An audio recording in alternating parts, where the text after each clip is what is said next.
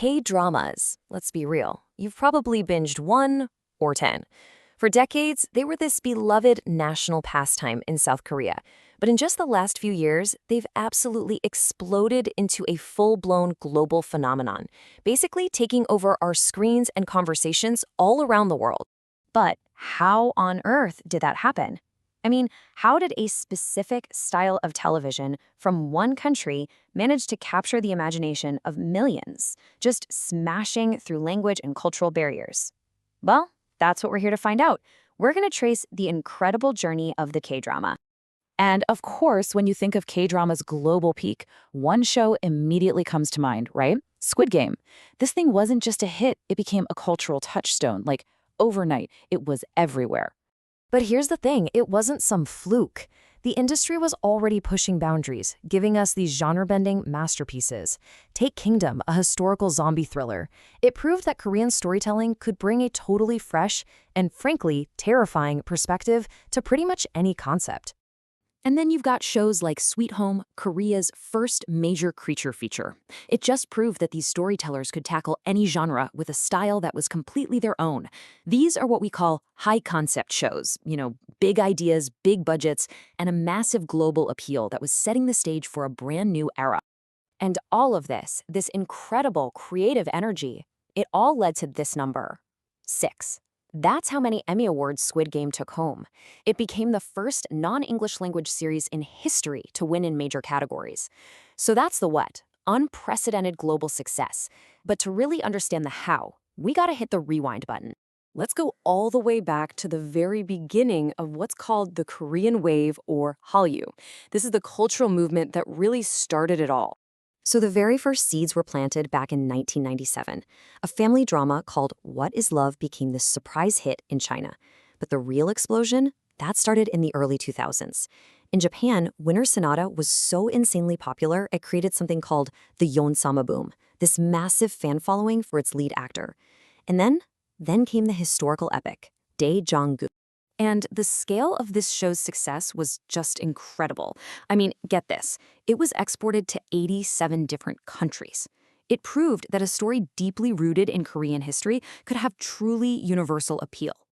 Yeah, a scholar named Park Sung-mi put it perfectly. She called the show the detonator of the Korean wave. And that's exactly what it was. It wasn't just a hit show. It was an explosion that put Korean content on the world map for good. Okay, let's jump forward in time. We're heading to the 2010s, because this is when a new force entered the scene and completely changed the game, forever. So, about a decade later, this fantasy romance, My Love from the Star, just reignites the whole Hallyu flame. And its influence was wild. It was so powerful, it created a cultural trend all across Asia for K-MOOC. That's fried chicken and beer, all because the main character loved it. Now that's the power of K-drama. So, this is the crucial turning point, the arrival of global streaming services, or OTT platforms, like Netflix. You see, before, dramas were distributed through local TV networks, mostly reaching Asian audiences, and they really focused on romance and melodrama. But after, they were available worldwide on day one. This just blew the doors open for new, edgier genres, because the streaming platforms had the data to prove that global audiences were hungry for way more than just love stories.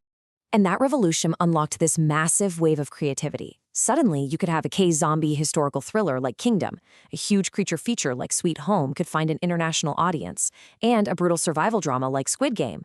Well, it could become the biggest show in the entire world. But here's the thing, this global success didn't just pop up out of nowhere.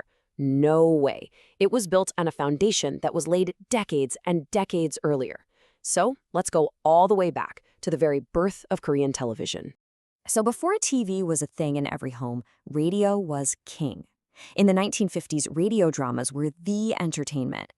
Then in 1956, the first TV station started broadcasting. And a year later, the very first TV drama aired. And it's now famously mysterious. So mysterious, in fact, that records aren't even clear if it was called Heaven's Gate or Golden Gate. Nobody knows for sure. By the 1970s, as more and more households got a television set, the industry entered what many people call its first true golden age. TV became a mass medium, and drama was absolutely its leading genre. So how popular are we talking? Well, there was this drama called Aussie that was such a national event, the network actually had to broadcast a warning beforehand, telling viewers to lock their doors and check their faucets. Why? Because they knew nobody was going to move from their seat once it started. The entire country would just come to a standstill. So, from those humble, literally nation-stopping beginnings, K-drama grew into the global powerhouse that we know today. But after this incredible climb, the industry is now facing what might be its biggest challenge yet. Let's talk numbers. 30 billion Korean won. That is over 20 million US dollars. And that's the high-end average cost to produce a single K-drama series today. Global success has sent production costs, especially for top stars and writers, just soaring into the stratosphere. And that has a very direct result. You can see it right here. At its peak in 2022, 141 dramas were produced. This year, that number is projected to fall to just 105. With costs this high, fewer projects can get the green light, and it's creating what a lot of people in the industry are calling a crisis. So, that leaves us with a critical question. After decades of growth and a truly meteoric global rise, is the golden age of K-drama facing an inevitable decline? Or is this immense pressure just forcing the industry to evolve once again into something new and maybe even more sustainable? The next chapter, well, it's still being written.